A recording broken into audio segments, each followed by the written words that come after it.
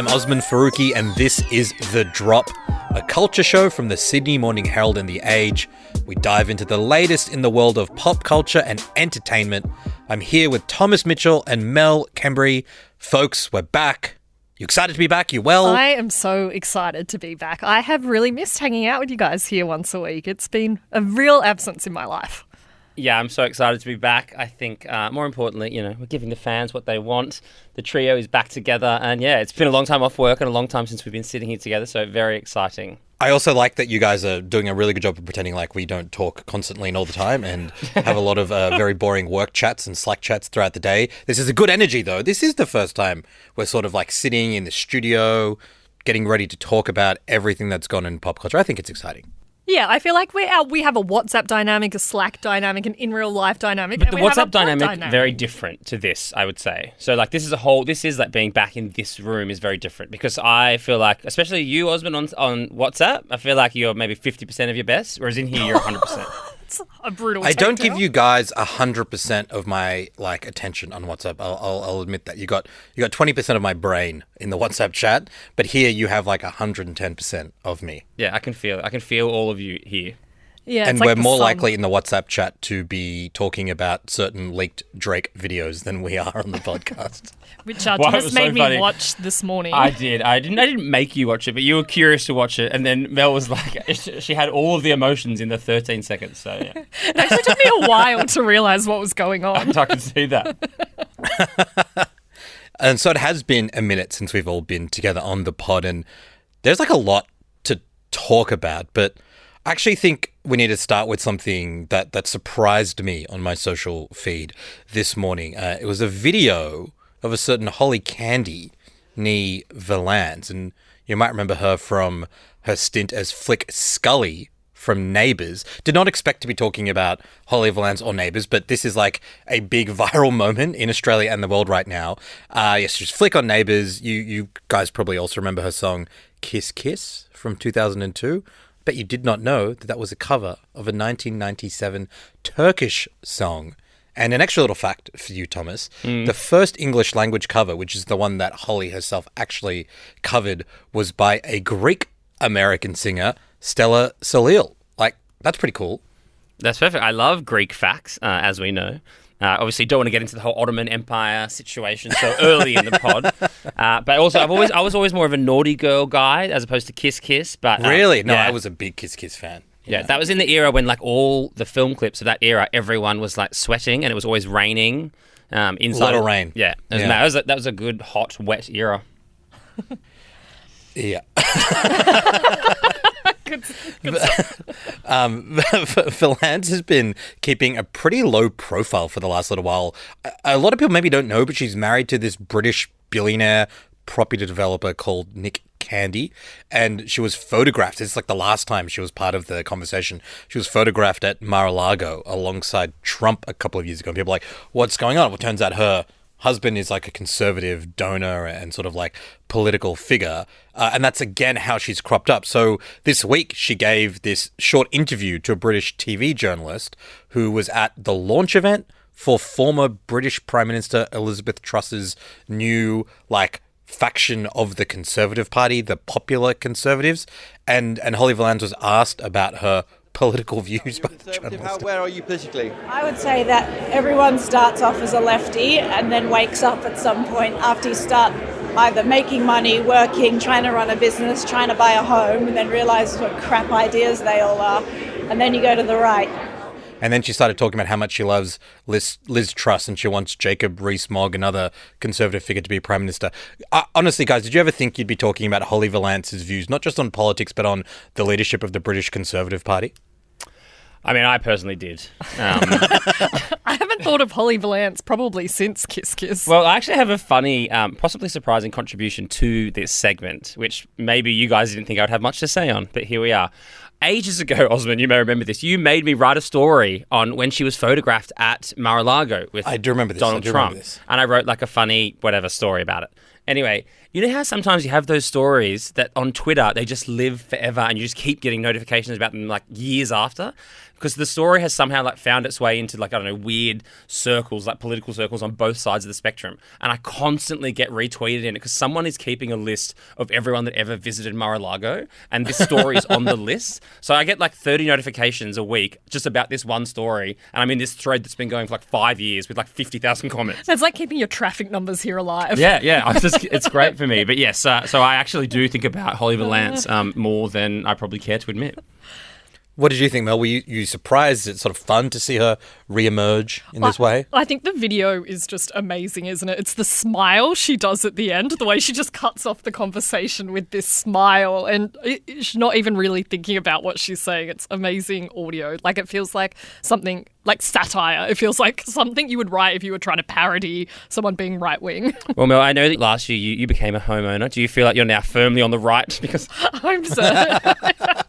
yeah. You woke up and you were like, well, I got the keys now. And Yeah, I'm part of the 1%. I like that she says, I like that Holly Valance says, it's when you start making money or trying to run a business, you become right-wing, as opposed to marrying a right-wing billionaire, with strong links to the US Republicans and UK Conservatives. This is a real rich man north of Ramsey Street moment. How do we feel she in the rankings of like Neighbours alum, right? I mean, Kylie is right up there. Margot Robbie obviously right up there.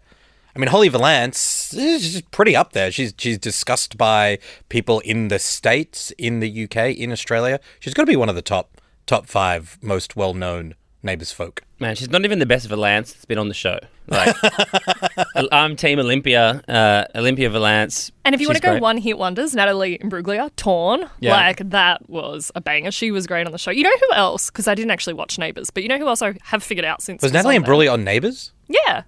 Yeah. Oh, wow. I did not know that. There you go. There you go. Fun fact corner. You know who else was, though? Russell Crowe. 4 episodes. Wow. Like Okay, cool. Kenny All right. Larkin. Yeah. And he's also a musician with Tofog. Yeah. 30 odd foot of grunt. So No, I believe that band has gone on a hiatus, and now it's the Garden Party or something like that is his current musical outfit. yeah, sorry, right. Okay. Sorry, Thomas. I reckon they might sound really similar. Okay, to be honest, I could talk about Holly Valance's politics for the entire show, and I might strong-arm you guys into doing that at some point, but there's a lot more going on in the world of culture today. We're in the middle of award season. We've already had the Emmys and the Golden Globes. We had the Grammys just this week, and the Oscars are around the corner in March. I wanted to talk to you guys about what kind of relevance these award shows still have and what they tell us about how we consume and discuss TV, film, and music in 2024. We obviously also cannot talk about the Grammys this week without discussing Taylor Swift's appearance and the chokehold she continues to maintain on the culture.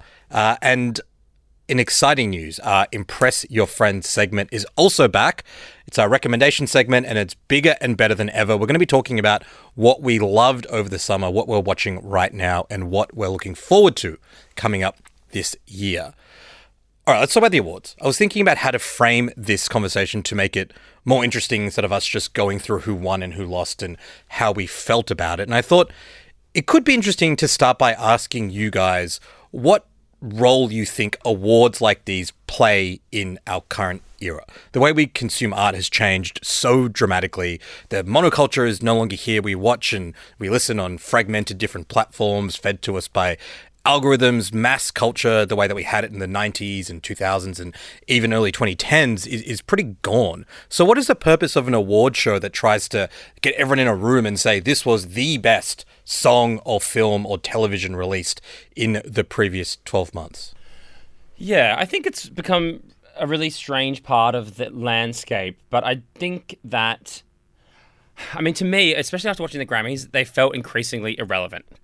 Like, we will talk about it later, but the fact that, you know, the biggest talking point of the Grammys was Taylor Swift announcing her new album, which, like, was nothing to do with any of the awards. And that kind of, I think, is a microcosm for what is really happening. Like, these celebrities and these stars have become bigger than the awards themselves, or for people who don't really engage with, like, these works critically, they don't care if Barbie doesn't win Best Film. They already think it's the best film.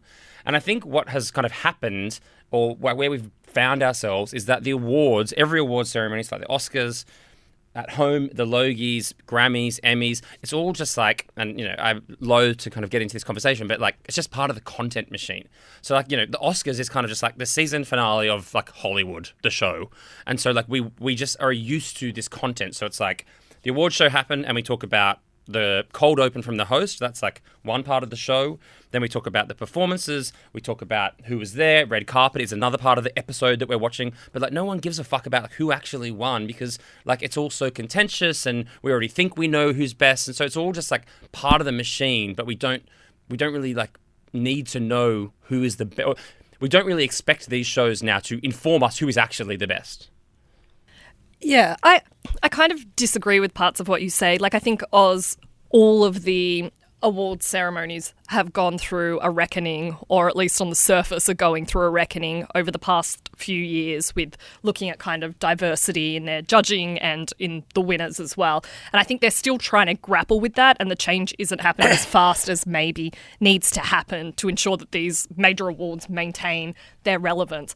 But I still think they deeply matter. Like, I don't think you can discount how powerful it was to see like Lily Gladstone win the Best Actress awards at the Globes, or to see the cast and crew of Beef talk about the importance of making a show about the Asian American experience. Like, the change isn't maybe happening as fast as it should be, but I still think those moments are deeply important. And I don't think anyone really thinks no one really, I've judged awards before. No one really thinks that the awards go to the best work. Like, no, I don't think anyone actually thinks the Oscars is about what's best, but it is about celebrating people who make culture. And I think that is good. And I think there are two different things here. There's like the televised show, which is obviously struggling and needs to change. The ratings for all these shows are not great. But then there is also the existence of awards as a concept. And I think, yes, the broadcast needs to change, but awards as a concept, I think they drive people to cinemas. I think they make culture part of the conversation. And I don't think we can argue that awards are wholesale bad. No, I don't think they're bad, but I just think, and like I love award shows because I do love doing all those things. And you love winning awards. And I love getting awards. I don't get many, but like perhaps I'll get some this year.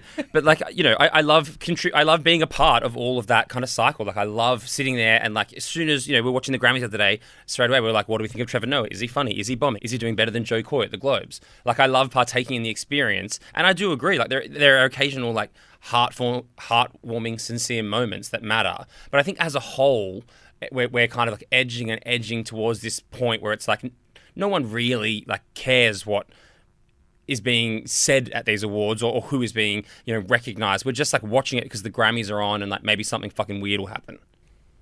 Yeah, I like the distinction that you guys are kind of coming to between the entertainment kind of set piece of what this ceremony is and the televised ceremony versus the role they play in kind of critical culture. I kind of agree with Thomas on the first part of that because it does seem like these things are increasingly becoming a pantomime.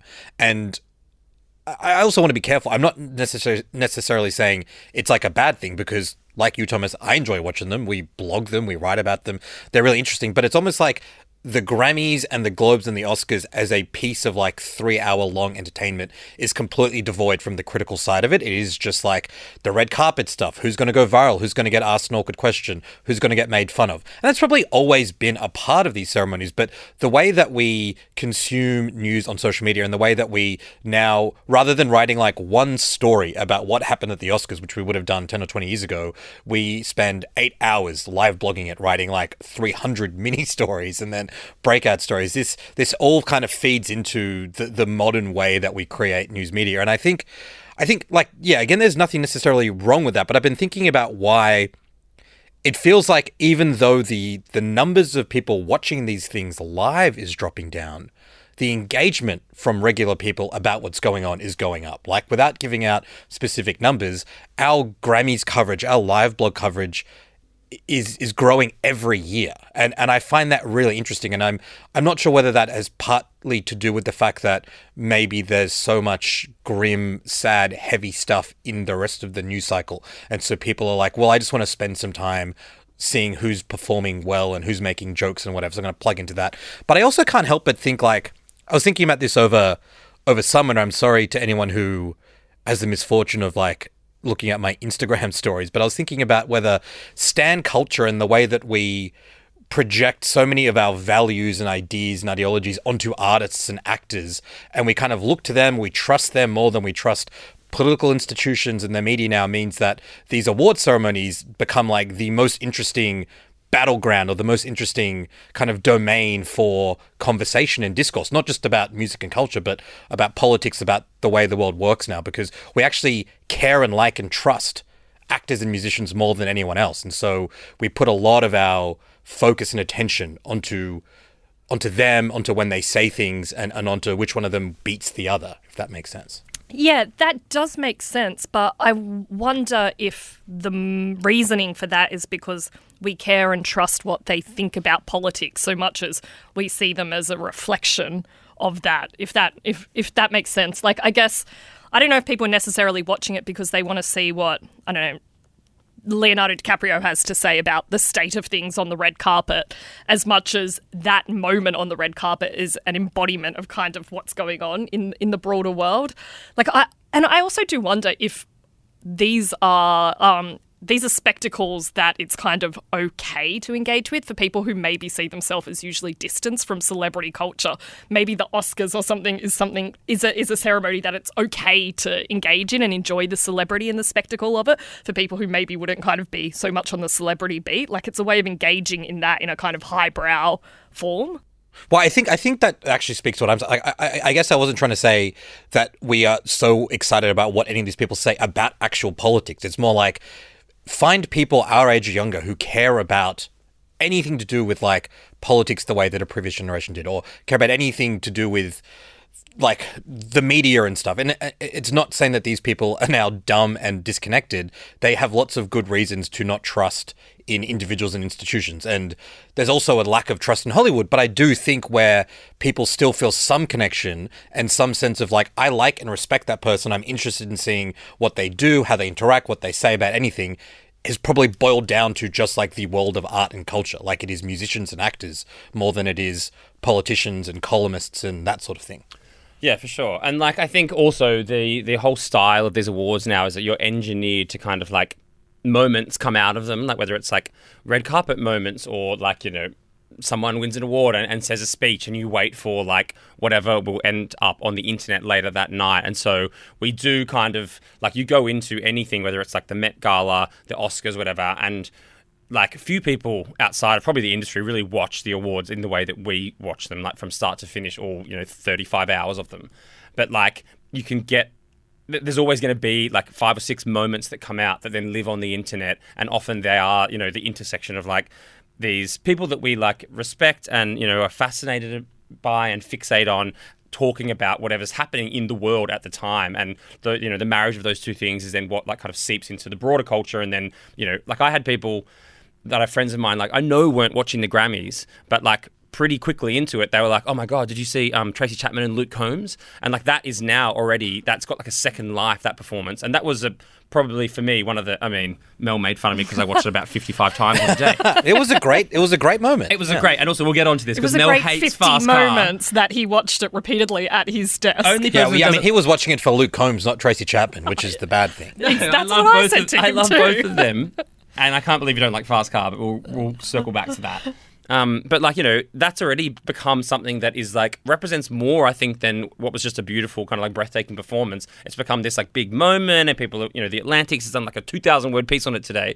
Like, it's, you know, we get these, we put all of these famous people that we obsess over into one room with a bunch of media, and then you kind of like add in sprinkle everything that's going on in the world, and then like you just like see what bubbles up, and then I think we love to like dissect that. Can I say to that point, what I have found interesting, particularly in this year's awards, and it has slowly been happening over the last few years, but I have noticed it in the latest batch, is the focus on kind of fly on the wall moments of the famous people in the crowd. Like, it's the Taylor and Selena conversation. Like, what were they gossiping about? It's the Calvin Harris and Taylor pass by, the Olivia Rodrigo throw out to someone in the audience. I feel like they really have shifted the broadcast, and this probably speaks to failing ratings, to being a bit more of a reality show. Like, there's a lot of kind of attempted gotcha moments here, and I do feel for them because these stars are being like hot mic'd all over the place, and you do get the feeling that they're not always complicit in it. I'm sure they know about some of the kind of throwaways, but yeah, I feel that fly on the wall gotcha, trying to create trying to create a moment out of reality that can become viral and talked about is a pretty interesting development. Yeah, I want to put a pin on that one because I want to come back to that one specifically around Taylor Swift and how she sort of acted at the Grammys, because I think that's a really interesting example of someone who's very conscious of that and is not just thinking about what she's doing on stage, but when she's in the background, how does she look and who is she interacting with? But just on the awards generally, like before the internet came along and like disrupted everything, like you could have an Emmys and the people who would be winning the Emmys, shows like Friends, shows like The Office or whatever, that everyone was watching, right? These are shows that got like 50 million viewers every night.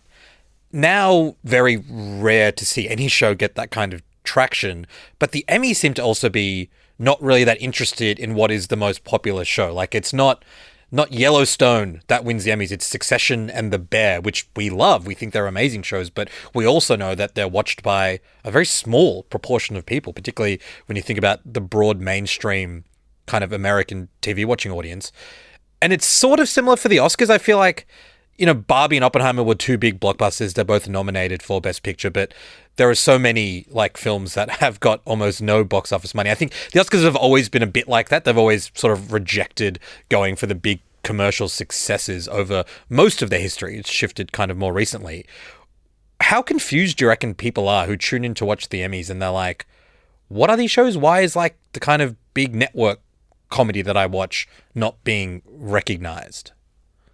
I don't know if they would be very confused, because I think you're right that like these awards ceremonies often come with the caveat that they're the critics' picks, and critics often don't tend to pick the mainstream, readily accessible to the most amount of people shows. And I think that's the same across all kinds of prizes as well. Like literary prizes are no different. So I don't know. Do you think people would be shocked? Anyone who really watches TV knows the names of these shows. Is this you kind of just getting annoyed that Succession beat Yellowstone again? Yeah, definitely. Give Yellowstone its flowers. No, I think it's more like, it's not just about what's popular versus what is not popular. It's kind of like nothing is popular anymore. Do you know what I mean? Like there used to be 5 or 6 shows that everyone watched and the Emmys would award one of them Best Comedy or Best Drama. Now there's 50 shows that different people watch based on whether they're subscribed to Amazon Prime or Paramount Plus or whatever. And so it's really interesting when you boil all that down at the end of the year to this one award ceremony and you're picking from things that, even if it's good, even if a lot of people watched it, is never going to come close to capturing maybe even 50% of the people who are watching the Emmys. Do you know what I mean? That's true, but maybe on the converse, that makes award ceremonies even more necessary and relevant. Right, because it tells people to go watch this show. Yeah. In an oversaturated market, all of a sudden the Emmys is boiling it down to 5, and obviously people are going to have different opinions about what those 5 should be, but maybe that actually reinstates the importance of them as a way to capture a cultural moment. Yeah, I think that's a really good point. And you certainly see that bump when Oscar nominations come out, for example. You see people flocking to cinemas to watch movies like The Zone of Interest and Anatomy of a Fall that didn't have huge marketing campaigns. And if they can still play that role in saying, hey, you might not be aware of this, but a group of people who care say that this is an important thing that you should watch, that's pretty cool. That's like still a pretty useful role for them to play. Yeah, and I saw that a lot, I think, with Beef at the Emmys and the Globes. Like, I had lots of friends that hadn't kind of, maybe Beef had skipped them by and then were kind of texting me to be like, oh, like, Beef won a lot. Like, is it good? And I was like, it's like so fucking good. You have to go and watch it immediately. So I do think that is still a role that award ceremonies can play. But I do think, and, you know, we spoke about this a little bit after the Grammys and I mentioned it in the blog, but it's such an issue with award ceremonies generally, and the Oscars is exactly the same, but it's like we just have this obsession with nostalgia that has turned award ceremonies into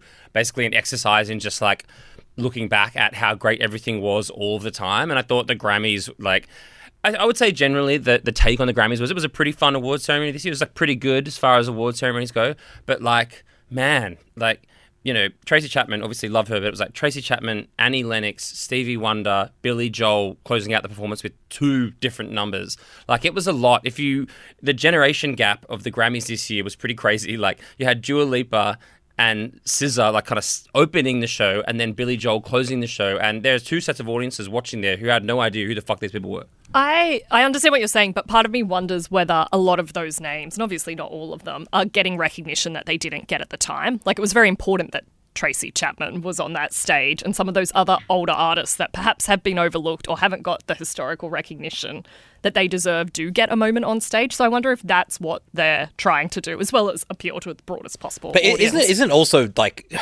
another example of the point I was making with the Emmys? Like, there is never going to be another Billy Joel or Annie Lennox, because there's never going to be another artist that 90% of the world know and have like listened to before. Like, Annie Lennox is doing the Sinead O'Connor tribute. Like, when Ice Spice dies in 50, 60 years or whatever, like, they're going to, like, most people will be like, I didn't listen to Ice Spice. And that's not to diss her. It's just that, again, it goes to the structure and mechanisms by which we consume like music now. And I think that's a really good example of what the Grammys, I think, demonstrated, was this disconnect of old musicians who have resonance and actually are more economically powerful than they used to be. There's a really interesting stat that like older musicians and the catalogs that they have are now the biggest drivers of revenue to music labels because of how streaming works. It used to be you'd buy your Billy Joel CD and that was it. Whereas now you stream it. So that those artists continue to make money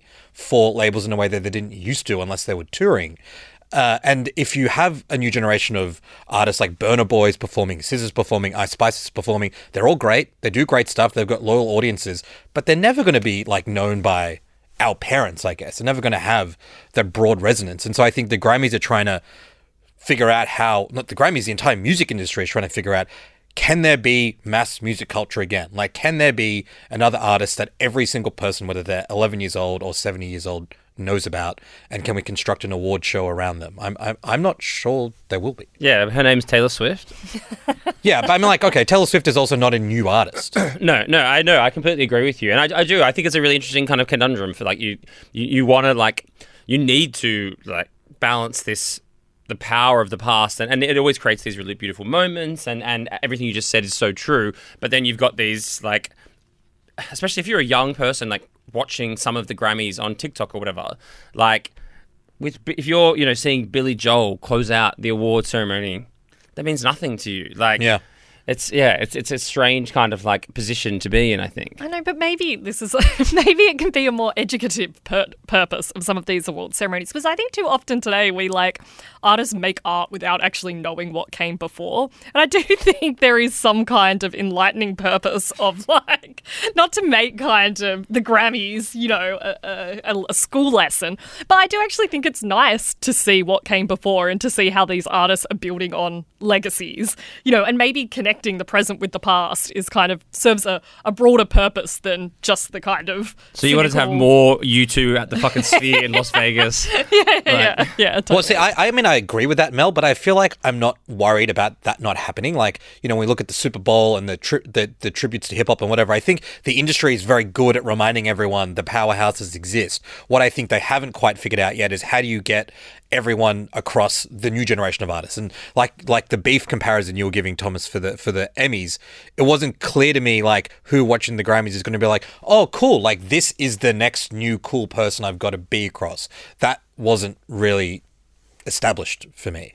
Yeah, that's interesting. Sometimes I think people have like two different approaches to like art. Some people like never move past what they were when they were 15 and like they just watch the same music and they just don't have interest in kind of moving past their early established tastes. Are you talking about Taylor Swift? Very good. And then other people, I think, seek that newness. So I wonder if, I don't know, maybe it's always been like maybe the idea that a certain generation aren't going to discover younger audience is true, but maybe that's also just how kind of it can be with culture. Yeah, it's a good point. I'm just saying there are cooler old people than Billy Joel to close the show out. Like, seriously. The guy looked like he was working security at, like, Reesby RSL. Well, we saw Bruce Springsteen at the Golden Globes. That was pretty fun. Yeah, he's cool. He's really cool. Yeah. He's really cool. Look, we've danced around the Taylor thing enough. I think it's time to just talk about it. She won Album of the Year. That's generally considered to be the biggest prize the Grammys give out. It's the fourth time she's won that prize, more than any other artist. she announced a new album on stage. So I want to say thank you to the fans by telling you a secret that I've been keeping from you for the last 2 years, which is that my brand new album comes out April 19th. It's called The Tortured Poets Department. I'm gonna go and post the cover right now backstage. Thank you. She emerged clearly, like you said, Thomas, at the start of this conversation, as the dominant figure out of the awards. I want to talk about her place in culture kind of more broadly, but I want to focus on the Grammys side of it. There's a lot to this one. You know, firstly, Jay-Z earlier in the night says it's pretty outrageous that Beyonce has won more Grammys than anyone else, but she's never won Album of the Year. Obviously, it's subjective because, you know, it's music and it's opinion-based. But, you know, some things, you know, I don't want to embarrass this young lady, but she has more Grammys than everyone and never won Album of the Year. So even by your own metrics, that doesn't work. Think about that. The most Grammys, never won Album of the Year. That doesn't work. What does it have to do with Taylor Swift? Well, I mean, Taylor Swift's won 4, Beyonce's won 0. It's not necessarily Taylor Swift's fault, but the fact that Taylor Swift has won more Grammy Album of the Year awards than every single black woman in the history of music combined is pretty extraordinary. And I think, like, again, yeah, Taylor Swift doesn't decide if she wins a Grammy or not, but I think you can't disconnect her complete domination of the music industry, the fact that the Grammys feel like they have to award what I think is generally accepted to be a pretty mid-album in Midnights. Like, I think everyone generally agrees that, like, SZA or Lana, like, had the better album that year. That creates an opening for a conversation, right, about the grip, the vice-like grip that Swift has on music and culture more broadly. Before we get into more, can we agree on that bit? Like, do we think it's like this win of Album of the Year is a little bit odd and therefore warrants a bit of a conversation around what is going on? Well, I don't know, because yesterday I said I was kind of going off Taylor Swift and Mel's head nearly imploded. So I'm just not really sure what I'm allowed to say anymore or how I'm allowed to say it. And yeah, I mean, Mel, you go, because... We'll come back to this, but I appreciate that Osman, as a true debater, is trying to set up, to avoid our prestige TV scenario, you're like trying to set up the terms of the debate. Some definitions here, yeah. Yes, I agree with everything you say. The only thing I would say is Taylor winning 4 Grammys, Beyonce winning none? Is it a reflection of Taylor's chokehold on the culture, or is it a reflection on the award shows and how they're set up in terms of who votes, the names of the awards, who's allowed to enter, how the record companies lobby? Is it more a reflection of Taylor's chokehold? Surely it is, but it is also a reflection of institutional problems with all of these awards. I think that's right. I think the really interesting thing is, and I'll just say this, I think Taylor emerged from this year's Grammys in a weaker position than she was going in terms of her reputation, in terms of how she's being perceived by basically everyone except her diehard fans. I think it's hard to be the most powerful person in entertainment because you can only go down. But I thought her, even if it's largely more a problem of the industry and who votes for these awards, it's still her, right? It's her who gets positioned as the white woman who's beaten every single black woman and keeps beating them again and again and again. Maybe it's not fair, but that is how these things work and are perceived. But I think beyond that, I think there's a couple of missteps she made that I think maybe speak to her being in a mindset of like the perpetual underdog that doesn't quite translate as well when you are the top dog. Her announcing the album on stage, I'm interested to hear your guys' view on that. I didn't think that was a smart move. Yeah, I didn't think so either. I also thought it spoke to the fact that she was very sure she was going to win, which like never really looks good. She's like, oh, and everyone, like, here comes the Dead Poets Society or whatever it's called. It's like, I think that it just seemed a bit... The Tortured Poets Department. Dead Poets is whatever. very good. Oh, Captain. But like, I think it just Like, so I had a few people slack me from our office being like, oh, don't you reckon it's a little bit like cringe that she did that? Like, she was so, she knew the moment was coming, and like, you know, obviously we know what goes into a Taylor album drop. It's not like, I think she said, oh, I'm going to go backstage and post this, like as if she was going to go back and post on her personal Instagram. Like, this is a full label-wide global release drop. So like, she knew she was probably going to win, or was so confident, and there's nothing wrong with that in and of itself, but I think it just felt a bit tasteless. And you know, it's again, like, that was a moment for her, obviously, but there was a bunch of other nominees, and like, it sucked the energy out of the room at the Grammys and made the entire ceremony, Taylor Swift is dropping a new album coming April 19th. Yeah, I can't quite understand the reasoning behind why she announced like that. You know, she obviously has her own broad reach and communication channels and platforms. It was confusing to me that she would use the stage of the Grammys as an announcement. What do you think the kind of logic I think there? what it did was it made, as Thomas said, every single Grammy story about Taylor's new album, which is potentially a great marketing tool, but on the other hand, and this is my point, is it suffocated the rest of the conversation about the Grammys. It meant that other artists that were being awarded or acknowledged just dissipated, and that actually is something that you can blame Taylor for, because she did it for that reason. She did it to emerge as the dominant narrative out of that. Great calculating move to make a lot of money, but in terms of being seen as someone who supports the wider industry, like, she's in the most powerful position. She does not need the Grammys platform to push her record, yet she chose to monopolize that as well, which is why I kind of think people are starting to now be a little bit more critical, or a little bit more like, oh, this kind of calculating stuff was great, but now you are the biggest artist in the world. You don't need to really do that. Yeah, and that's why I do see it as like a misstep for her PR. Like, the backlash to that and that narrative would emerge seems to me kind of obvious. So like, I do feel like that's a misstep on their behalf, particularly as like this whole year Taylor has tried to spend a lot of time, speaking to the Beyonce point, at least performing or like making symbolic public gestures about supporting other artists. You know, she was at Beyonce's launch of her tour film, and Beyonce was at the launch of the Eras tour, and you know, she's backing Sabrina Carpenter. She's standing up singing for Olivia Rodrigo. So as someone who's spent kind of, I think over the last year, has doubled down on supporting other female artists, it did feel like an odd thing to then go and try and monopolise the show, or at least that be the outcome of what she did. Yeah, and it's funny, like, do you reckon she would have done the same thing had she, because she obviously announced the drop on like the lesser award. Like, would she have done the same thing had she not won the first award, and like, had she gone on to win Album of the Year? Do you reckon she still would have taken? I think so. I think it was just like, whichever award, like, you might not win Album of the Year, you've won this one, so like, let's go. But also, who knows? Like, maybe the label is told by the Grammys she's going to do it. Maybe the Grammys are aware of this happening. Like, I wouldn't be surprised. I think your point about her dancing to Olivia Rodrigo is really interesting, Mel, because that's an example of where like someone like Taylor really can't win, and so I sort of still feel sympathy for her in the sense that there's so many rumors that Olivia's album Vampire is about Taylor, and there's this feud. So Taylor wants to show that's not true. She's supporting a younger artist.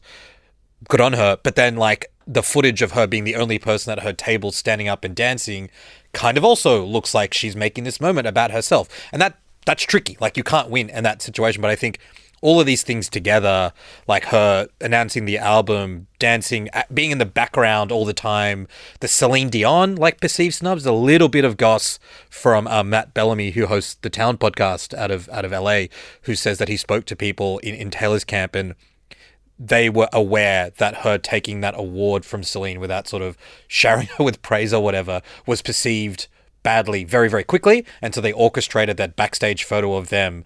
So for anyone who thinks that we're overanalyzing and that people just like make mistakes and do things, no. Everything you're seeing is being hyper scripted and planned, and I think that's why I find it a worthwhile topic to like interrogate.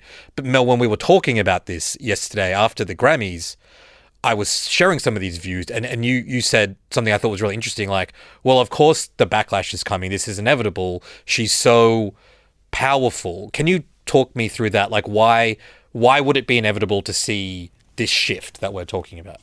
Yeah, I do think, and particularly when you speak to those points where she can't do right either way, and when you start to see the narrative that it's always wrong, that's when you kind of maybe start to think, oh, the backlash is coming. I think it's what you said before. She is the most powerful female entertainer at the moment, and I think media cycles thrive off kind of, we build her up and people love that, and then media like to tear her down and people love that. And I do think it's a cycle that you see particularly with female stars, and we've seen it for many years. We saw it with Ben Affleck in Gone Girl. It's basically his speech in that film, isn't it? Yeah. Well, and like we've spoken before about the kind of, we've been revisiting a lot of these kind of stars from the 2000s, Paris Hilton, Lindsay Lohan, Britney Spears, of course, stars that kind of, female celebrities that go up and then get torn down. And I do think it is particular to the pop cycle as well, because I think pop stars are forced to reinvent themselves. They have a version of themselves. Britney in her kind of innocent era, they get destroyed, and then they have to rebuild themselves. Britney in her sexy era. And we've seen Taylor have to do this before, from 2016 coming back to Reputation. I just think it's kind of like how capitalism, Holly might have some more insight on this. I'm going to throw back to Holly Candy. I guess it's how like kind of capitalism works in a way, like it's how they fuel money and media and power and celebrity. It's this kind of up and down, and it is gendered, and I think it is particularly gendered, but I mean, it won't surprise me now if the backlash against Taylor kind of starts in force. I appreciate that, but at the same time, it does feel like, especially over the last maybe 12 months, as Taylor has kind of gone into this almost like new level, even for her, of like total, like, it's like mass saturation, the tour, the album, the high profile relationship. And it's just been like, and we spoke about it kind of on the pod last year, she's kind of in this almost like untouchable era. And so it feels like then because there is a culture of that kind of backlash, and that all of that stuff you said is valid and has happened before. But then if you do look to have a valid conversation about the way in which the, fandom has developed around her and her response to that, and just, I guess, any kind of critique of Taylor becomes this thing where it's like you're just part of that problem, in that you're, tearing someone down because they're on top, and then you just get lost in the noise. Do you want me to go with that? Yeah. I mean, I feel like you're ready to respond. No. All right. Well, look, Taylor Mitchell over here. Thomas Mitchell has been like making this case that, he's scared of the Swifties. They're going to destroy him. He can't speak out against Taylor Swift because God forsake the armies of Taylor fans that will come after him. I mean, I just don't buy it. You're on the podcast now speaking out against Taylor Swift. And you know what? It really reminds me of like when, obviously the kind of politics of this are different, but when Ricky Gervais stands up and does like a stand-up set on prime television and he says, I can't make the jokes I want to make anymore. And then he goes and makes the jokes. I can't believe you compare me to Gervais. That's what you're saying. I can't criticize Taylor anymore as you continue to criticize Taylor. Like, there is no, I think you can say what you want about Taylor. And I mean, my concern is like that overexposed women often feel that they need to retreat from the limelight. Like Margot Robbie was just saying it the other day, that she's concerned people are getting sick of her, and after Barbie she wants to disappear. Jennifer Lawrence said the same thing, that she was worried people were getting, didn't want to see her anymore, so she retreated. And like, I feel like that's what people want Taylor to do, because that's what we've seen really powerful women do, is retreat, and we're not getting that retreat. And then it's like, well, we're silenced by her fans, and I don't really buy it. It's not going to be great optics if I weigh in here and say, well, I actually agree with Thomas, because I think, everything you said is right, Mel, and also, like, we write things or criticized by people. That's part and parcel of the job. So it's not a great enough excuse for us to be like, oh, we're too scared to write about it. But at the same time, it is also true, and it has been true for a long time, that a lot of pop artists, but Taylor's fan base in particular, are very good at like organizing and flaming and trolling critics who give her albums reviews that are less glowing than they should be, people who kind of talk about these issues, and have that I think has, and I think this is what we saw last year. Like, I don't think Taylor got to the position she's in now with the biggest tour ever and complete control over every part of the industry and music media just by being a good artist. I actually think the way that she has leveraged and nurtured her fan base has been a big part of that, including to the point of awards groups, awards bodies, media outlets thinking basically the path of least resistance for me is just to say how great all of this is, because I'll get heaps of traffic from that, I'll get viewership from that, and I won't have to deal with the headache of complaints, and dealing with like angry Swifties.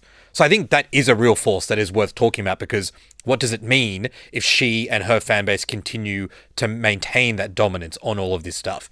But I also think there is something to figure out here. I was trying to think of a comparison for this, and I'm sorry to bring it back to politics, but I think like there's a Hillary Clinton like comp to be made here, in the sense that does Hillary Clinton or did in the campaign receive unfair coverage because of her gender and because of the way society is trained to think about women in positions of power, like 100%. Does that mean that there aren't valid things to criticize someone of that level? And I think that's true in both instances. And I think the difference between the comparisons you were making, Mel, about Britney Spears and even like Jennifer Lawrence is that we're not in the 90s or 2000s anymore. We're in a slightly different era, and Taylor Swift has more power than all of those people combined. So she's very good, I think, at continually trying to remind people that she's still an underdog. She's just a young woman trying to make it in a man's world.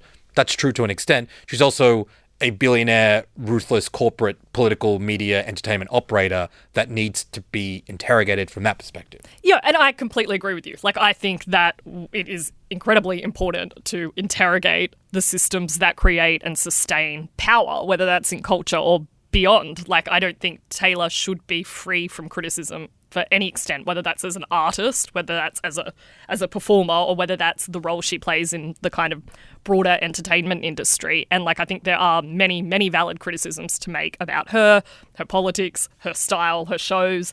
I guess my kind of only concern is that, and of course people write those well thought through pieces. My only concern is when it seeps into the culture in a more bullying, nefarious kind of way, and you get the kind of takedowns that aren't these kind of reasonable, thoughtful explorations. They are just takedowns. It's the kind of ready to go, burn Taylor at the stake because she didn't hug Celine Dion when she got her award. I think it's when it's that, and that is what, and I hope you are right. I hope we have changed it like from the past. Like, I hope this isn't an Amy Winehouse situation when every single media organization suddenly turns on a female artist and destroys them, the baying for blood. Like, I hope we have developed from that, and I hope we are in a different era, because of course there's a place for like well-reasoned and thought-through kind of explorations into powerful figures. Yeah. I was just thinking about how to make this concrete, like rather than just this being a esoteric debate about who has the right to criticize Taylor. I was thinking like, well, what would you criticize her for? And kind of I think where I've landed is, and it's actually not really a criticism of her, I think it's really interesting that there has been basically no one in the music industry who says it is kind of weird the last black woman to an album of the year was Lauryn Hill in 1999. Beyonce has never won. Jay-Z brought it up, and that happens in a year where Taylor wins again. I think that is an example where people are too scared, whether they're artists or music industry figures or critics, to really be vocal and say, the Academy has a problem, the Recording Academy has a problem, the awards have a problem, the industry's got a problem here, because they're scared of being perceived as saying Taylor didn't deserve that award. I think that is like an example of where the discourse has gotten a little bit constrained, and I think that's not good for like nurturing a generation of like artists who aren't Taylor. And I think what that might end up meaning is that, unlike what things felt like 5-10 years ago, the next 10 years could be the era of Sabrina Carpenter and Olivia Rodrigo. Again, also fine artists, but is that going to be another 20 years where like no black woman wins? That's not good. Yeah, that's spot on. And you, I presume you will both be cheering on at the Eras tour shortly in the next couple of weeks. Well, can I now, maybe we don't have to go into this, but if there's room, I would be interested to know about what you actually think of Taylor as an artist. I know we're kind of talking about the broader things here, but as a songwriter and as a performer, do you guys actually like her music? Yeah, I think we both. I mean, I know. Yeah, we've both been on this pod, and I've been on the record saying that she's very, very good. Yeah, I think she's a super talented artist, amazing, like especially in terms of her songwriting ability. Like, writes an incredible pop song. I find her like personally a bit annoying. Like, I don't reckon I would hang out with her if like we're in the same crew. I think she might like be a bit annoying to me. Like, I mean, even the name of the album, like the Torture. I've got to say, this is the first album where I'm like cringing very hard before it's out, just based on the song titles and things. But yeah, I mean, like, you know me, Mel, I much prefer to talk about the discourse around the art than the art itself, which I think is pretty good. Yeah. But yes, I do like her. I'm been banging the album. Midnight's not my favourite Taylor album, but I find it like really interesting as kind of a different kind of pop star. Like if you look at, because I did watch the Eras tour, the kind of 3-hour bonanza, and even though I'd seen parts of it on TikTok, I didn't quite realise until I watched the full thing, like how little Taylor can dance and how little vocally she is really doing in her music. And I went back and I watched like the Rihanna Super Bowl, and even though she was like super pregnant and not dancing heaps, the girl can still dance. Taylor Swift's whole show is set up around avoiding her having to do any dancing, and I just think that's a really interesting thing, because in the past female pop stars have had to dance, and they still really do. Like Dua Lipa, for example, is dancing a lot, but I mean, she's not dancing great either. Let's not use Dua Lipa as an example. She's got better. You guys remember how much Jocelyn struggled in episode 1 of The Idol? But I do think it's like, it's a big show to do when you kind of, the vocals, vocally it's not. But do you know what, Mel? I mean, I agree with you, and I think that also goes to, like, this is the subtext of a lot of what we're saying. Like, the grip that Taylor has on culture is really white culture, right? Mm-hmm. And she was a conservative country artist who's broadened out and gotten older and is a bit more bold, and she swears now and talks about sex and all these sorts of things. But at her core, she wasn't like the Destiny's Child era. She's not that sexier R&B vibe. She comes from the sitting on a stool playing a guitar kind of a thing. So I think you're spot on to pick up on that. I think there's like a very clear grounding of the kind of performer and artist she is. And even in these big stadium tours, she struts around, she does costume changes, but it's not a Rihanna or Beyonce style pop performance. Or even like a Kylie Minogue kind of from when she was kind of doing her major tours earlier on when she was younger. But interesting. Yes. Totally. It's good to talk about Taylor fatigue like a week before she decides to come to Australia and just, it's going to be nonstop. Like it's going to be a lot. If you're a little bit over Taylor stuff, I think you should book a holiday or something, because it is going to be relentless over the next 2 weeks when she's here. Yeah, the girlies are excited. And I'd really like friendship bracelets with you guys, I think. Like the drop friendship bracelets, yeah. I would get around that. If you organised those for us, Mel, I would wear one. I'm not.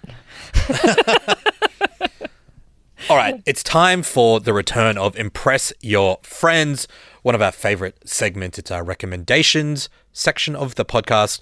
This time I thought, because it's been a minute and we've had a big summer watching a lot of different things, it'd be fun to share something that we enjoyed over the summer break, something we're watching right now, and something we're looking forward to down the track. Do you guys want me to go first, or do one of you want to go first? Take it away. You go. One of my fave recent film watches is this movie called The Iron Claw, which I think we talked about when the trailer dropped last year. It's an A24 film written, directed by Sean Durkin, who did The Nest most recently. It stars Zac Efron and Jeremy Allen White in their super jacked era. It's about the real-life story of the Von Erich wrestling family in the 80s, like professional wrestlers. It is a devastating movie. I don't want to give too much away. The story's there if you want to read about it. It is very, very sad. But it is a very beautifully made movie about family, about America, about, I think, like, and Sean Durkin said this in his interviews, about different visions of masculinity and toxic ones, and how you can sort of save yourselves from it. And I couldn't really help but think about it in the context of the rise of Andrew Tate and people like him and the impact that's having on a generation, and Zac Efron and Jeremy Allen White making a movie that seems macho and intense and all about big giant fellas, ultimately being a movie about how to love and look after people, was quite moving and powerful to me. I don't know if you guys have seen this one. Have you guys seen it? No, I can't believe I haven't, because it's obviously got Jeremy Allen White in it, and it's made by A24, and so I love those two things independently. But I haven't seen it yet, but it's so funny because one of my friends, who actually is a professional wrestler, was like, I'm going to see The Iron Claw, and I was like, sweet. And he texted me 2 hours later, and he was like, saw it, so shit, not enough wrestling. So I reckon this is it. A lot of people who love wrestling are not into this movie because they say they've changed too much and it's not enough about wrestling. It's like, when I was leaving the cinema, actually, I heard someone talking about, it's like, damn, I thought that was a sports drama, but actually everyone X. And like, there is great wrestling stuff. It's a good sports movie in ways, but it is about kind of, I think, more cerebral stuff than just fellas beating each other up in the ring. And everyone, when the Oscar nominations came out, everyone was losing their minds about Barbie only getting 8 nominations instead of 10 or whatever. I was furious about The Iron Claw, which got 0. I think Zach is doing something very special in this. I was pretty upset. Wow, I haven't seen it, but you've sold it to me. The last film you told me made you cry, Past Lives, also was wonderful. So also, I love the idea of like, everyone thinks they're going in to see these big, bulky men, and then it's just feelings by covert kind of filmmaking. Exactly. The shows that I'm watching now, there's two of them, but they're pretty different, so I thought I'd flag them both. This has just hit Amazon Prime in the past few days.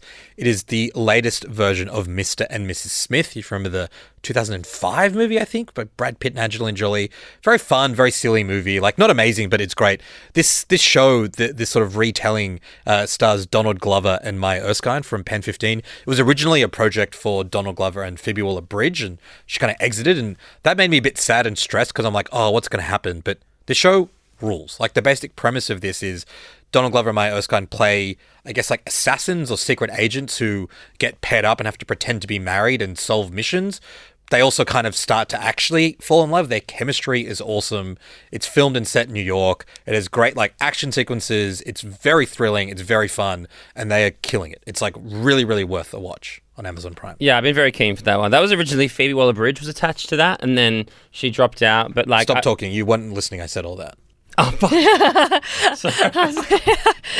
I have watched the first episode, and I think the pairing of them two is so good, and I'm going to keep going. It's very fun, and it's a great starting episode. Like, it's slow, but a lot of drama too. I kind of wish it hadn't been a binge drop. I feel like if this was being dropped, 8 episodes week by week, it'd be something that would build up steam, and it'd be a really fun one to talk about. But who knows how these streamers make these decisions. I find that Donald Glover does like really interesting decision making. Like, he's done such a strange career, like from obviously Childish Gambino and then like doing the Community stuff, and now like this project. He's someone who I really respect his choices. And it is the same director as Atlanta, right? Yeah, Hiro Murai, who is an amazing director, does such a great job with this one. Yeah.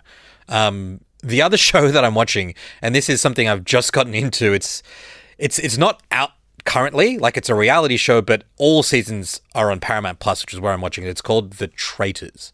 This is a reality show. I don't know if either of you guys have played the game Mafia before. It's like a party game where you all sit around a table. Some people call it wolves or werewolves, and like you have like 8 people or whatever, and there's someone who's decides who's like the mafia or the killers. It's 3 people decide.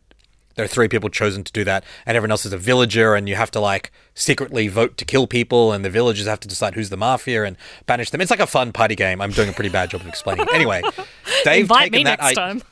They've taken that idea and put it in real world.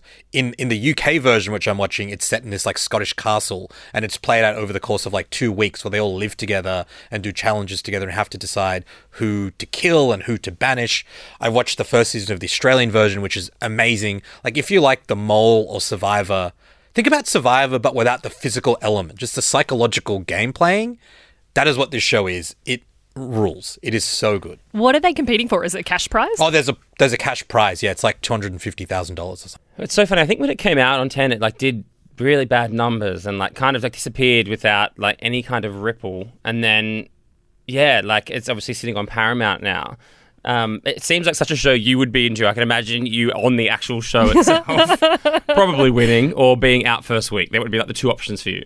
Honestly, I could not think of a better way to spend a couple of weeks of my life than on this show. I would love to be on the show. I think it'd be very good on the show. The Australian version is hosted by Roger Corser, which is awesome. He does a great job. He plays it very camp. And in the second season, Guyton Grantley is like a contestant, which is a fun underbelly reunion. But one of the great things is on the first season, people can like lie about what they do, right? And like most people have boring jobs, so they don't lie. But on the first season, there's this guy, Nigel Brennan. I don't know if you guys remember that name. He's Australia's only living, like, longest surviving hostage or something. He was taken hostage in Somalia for like 2 years, and now is a professional hostage negotiator and like crisis management consultant. And he tells everyone he's like a university, like pastoral care worker or whatever. And you just see him pull all the strings. It's really, really fun. Yeah, that's cool. I've seen you like feverishly posting about the show. I'm like, I can't believe this guy's watching Traitors. Like, it's great. It's great. I think you guys should watch it, and we should talk about it down the track, maybe in advance of the next Australian season. The final thing that I wanted to shout out that I'm excited about coming up, and this is for all the freaks who thought Saltburn was a good film. If you want to watch some real class-based thrilling drama, get excited about Ripley, which is coming out on Netflix. It's based on Patricia Highsmith's novel, The Talented Mr. Ripley, one of my favorite films of all time. Talked about it enough. It stars Andrew Scott, so all you Fleabag heads who don't have anything to talk about other than how much you love The Hot Priest should get on it as well. It's written, directed by Steve Zalian, who's the Oscar-nominated writer behind Schindler's List, Moneyball, Gangs of New York, The Irishman. Let's fucking go. Ripley. It's coming. It's in black and white. I'm very ready. I cannot wait. I'm so excited. Yes, we're very excited about that one. I think I shouted that out at the end of last year as my biggest one to watch for 2024. But yes, that sounds great. Shall I go next? Yeah, Thomas, you take it away. Okay, cool. Well, my kind of summer watch was a strange one, and it's not a new show, but I do feel like it's a show that didn't make much of an impact when it came out, and it's Bupkis on Binge. So Bupkis is the Pete Davidson show. It's very much like an autobiographical show where basically Pete Davidson is playing himself, and he kind of moves home to live with his mother. He's living in her basement after he gets some kind of bad personal news. And it weirdly, like, I really like Pete Davidson, so that's a kind of disclaimer. And some people really don't like him. So if you don't like Pete Davidson, then you probably won't like this show. But I find his delivery and his whole shtick actually kind of funny. And it's almost like, and I know some people will probably roll their eyes at this comparison, but it's almost like Entourage for a new generation in that it has that voyeuristic, like, inside the kind of, like, famous circle world, but without, like, a lot of, obviously, the problems associated with Entourage. And it's got, like, you know, a 2024 lens in that it's not really glamorous. Like, he's living in Staten Island in a basement. I find it, like, very, very funny, and it's also got an amazing cast. So Edie Falco as his mother, obviously, playing, you know, famously Carmel Soprano. Then you've got Brad Garrett. And the best part probably is, like, Joe Pesci plays the grandfather. Oh, that's cool. That's cool. And, like, Joe Pesci does, like, nothing. Like, he doesn't work anymore, so he's, like, fucking amazing in it. Brad Garrett is like Raymond's brother from Everybody Loves Raymond. Yeah. He's like, is his name Brad in Everybody Loves Raymond? It's not important. Anyway, and then on top of that, it's got, it's like a stacked cast, like Al Gore, Jon Stewart, like, a weird celebrity cameos that you would expect from a show like this. But also, it's just, I think it's, like, weirdly heartwarming. Like, every episode is very clearly based on a real thing that happened to Pete Davidson, often intercut with, like, you know, pictures and videos of him, like, as a young child. So I find that very funny. That's Bupkis on Binge, if that is your speed. Is there an Ariana? No, but she's mentioned a lot. Okay. And they joke a lot about his short-lived engagement, and then, like, his mum is obsessed with the song. Was it Thank You Next? Yeah. She's That's always great. playing it when he comes down for breakfast. She's, like, playing it. He's like, Mum, like, seriously. She's like, it's very catchy. She's a very talented songwriter. That's That's okay. really I feel good. like that show really went under the radar. Like, I remember when it came out, but then no one was really What talking platform about is it it. on? That's on Binge. See, this is the thing. There's great shows, but no one knows where they are. And in terms of what I'm watching currently and what I think everyone should give a crack, it's actually out today. How's that for timely? That's One Day on Netflix. So that is based on the David Nichols novel. They previously made a movie about it, but essentially it's... We nearly got through this without a book reference on the first one back. I actually thought about one of my references being Salman Rushdie's new book, but I'll bin that. Yeah, it's basically based on the David Nichols book, a couple who, you know, meet every day on the same date every year for 15 years. Really kind of beautiful love story. And most importantly, it's got Leo Woodall in it, as in, like, Jack from The White Lotus. He's very charming. So I thought that was quite a cute rom-com. Valentine's Day next week. It's out on Netflix today. That sounds great. There was a Anne Hathaway movie based on that book too, which is not very good, I don't think. Correct. Yes, this is better than that. And just lastly, what I'm looking forward to is Challenges. The film. We've been waiting for that one for a while. So that is out April 26th. The sexy tennis one featuring Zendaya by Luca Guadagnino. Let's go. Look at this. So much to look forward to already, and Mel hasn't even gone yet. Oh, I haven't even gone. My summer watch is Poor Things by, off you go, Greek director. Yorgos Lanthimos. Thank you so much. Big day for the Greeks on this pod. And by Australian screenwriter Tony McNamara, who did The Great. It's won a lot of awards already, and I'm sure it will clean up at the Oscars as well. This is the one with Emma Stone in it. Have you guys seen it? I have not yet. I have. I really liked it. I mean, I love Yorgos. I love his wacky, sensibility. Emma was amazing. Mark Ruffalo was really great. I really enjoyed this film. Yeah, Willem Dafoe in it as well. It's the kind of take on the Frankenstein myth. Emma Stone's playing this 19th century woman. Her corpse is brought back to life. It's so kooky, it sounds it, but it's really very funny and clever, and it's interestingly shot as well. Like, it is a point of difference to some of his other films as well, while if you do love his stuff, you'll definitely like this as well. Just a master of filmmaking, and I thought that was a true delight. Great recommendation. Really good film.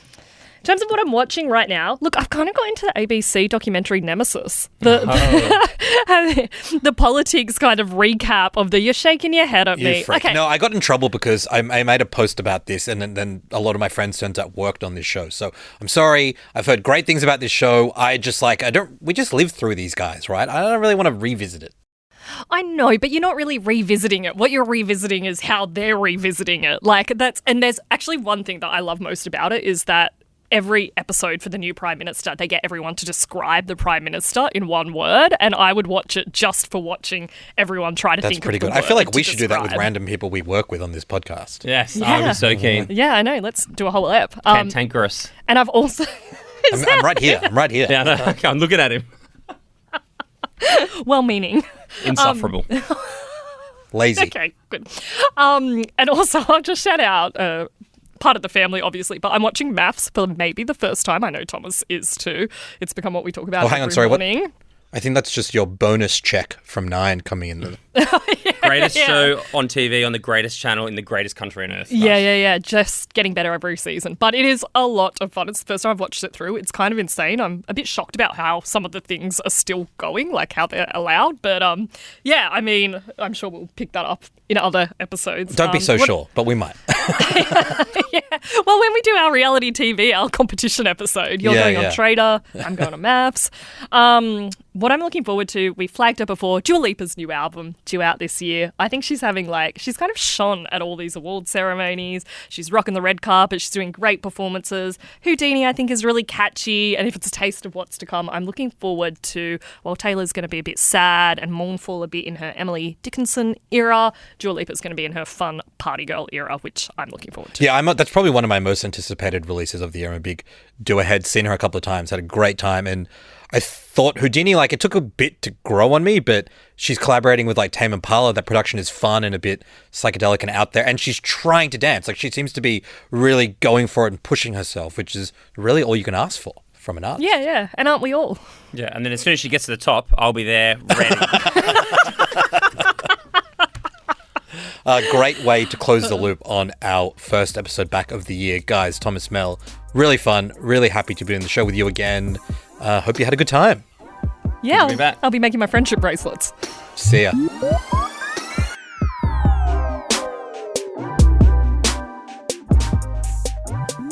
This episode of The Drop was produced by Margaret Gordon. If you enjoyed listening to today's episode of The Drop, make sure to follow us in your favourite podcast app, leave us a review, or better yet, share it with a friend. I'm Osman Faruqi. See you next week.